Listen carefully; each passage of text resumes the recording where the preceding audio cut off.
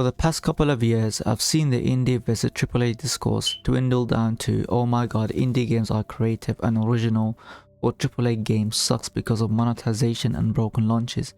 And I'm making this video not to necessarily challenge these statements, but to add nuances to these discussions and try to get another perspective on this matter. Now let's start with the all boring introductions of these two definitions. So what does an indie game mean? An indie game, short for independent video game, is a video game created by individuals or smaller development teams without the financial and the technical support of a large game publisher. In contrast to most AAA games, because of their independence and freedom to develop, indie games often focus on innovation, experimental gameplay, and taking risks not usually afforded in AAA games. Now let's move on to AAA games definition. In the video game industry, AAA is an informal classification used to classify video games produced or distributed by a mid-sized or major publisher, which typically have a higher development and marketing budget than other tiers of games. In the mid-2010s, the term AAA Plus was used to describe AAA type of games that generated additional revenue over time in similar fashion to massively multiplayer online games by using games as a service methods such as season passes and expansion packs. Now these definitions don't really matter to me because I see indie and AAA games as two different markets catered to different demographics of set gamers.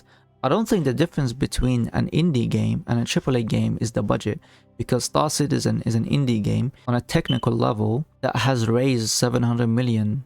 On the other side, you have Horizon Forbidden West, which is a AAA game by definition, and that had a budget of $212 million. So clearly budget is not a big factor when trying to pinpoint the difference between the two. One might argue that indie games is developed by independent developers and doesn't have a publisher or a third-party company to support it.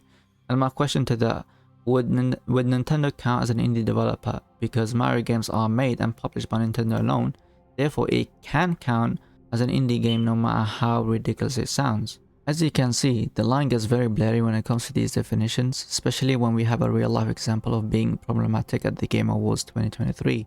Nominees for Best Independent Game: Cocoon, Dave the Diver, Dredge, Sea of Stars, and Viewfinder. And the Game Award goes to Sea of Stars. Congrats, Sabotage. Here are the nominees for Best Community.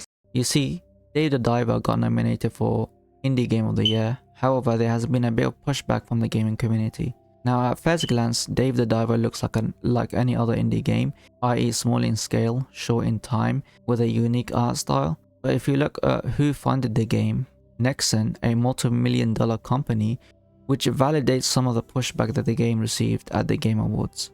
Now when I was searching for these definitions, I've noticed something a bit different about these two definitions. You see, when you search up what is a AAA game, you notice the description is very technical by linking it to words such as budget, size, and marketing. Things that the customer don't really care about.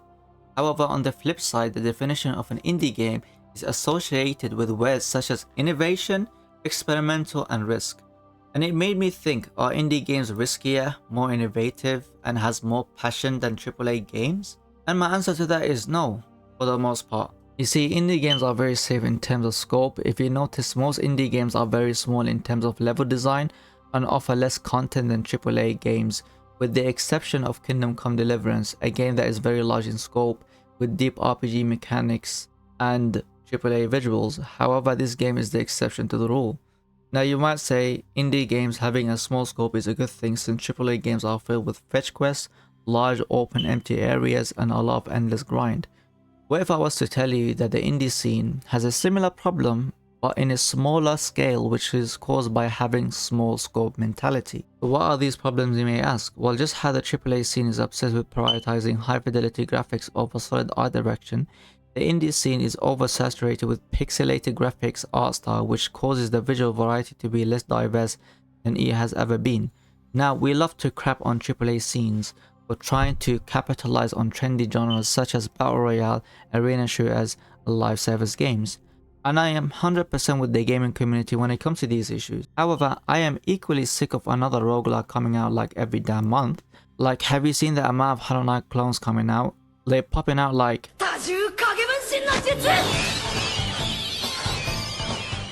It's not even funny because I'll have kids before Silksong comes out. Is the indie scene really taking risks when most games that come out are roguelike, turn-based RPGs and Metroidvanias? I just don't think the sentiment of indie games taking risk is true, because the reality is these popular genres within the indie space is a very safe bet for indie developers for the most part, just how it is a very safe bet for AAA developers to make cinematic slash battle royale slash open world games. Obviously, there are exceptions for both indie and AAA developers such as Outer Wilds, Disco Elysium, and Death Stranding, and Sekiro, but my point is that the indie and the AAA scene operate in a similar way, but one is more scrutinized than the other simply because of the marketing factor. Marketing is a big factor on how the AAA and the indie game industry is perceived by the gaming community. The positive perception from the gaming community is usually aimed at the indie game industry as a whole, simply because indie developers have more control on the marketing aspect of their game, which leads to a very transparent communication between the seller and the customer for the most part.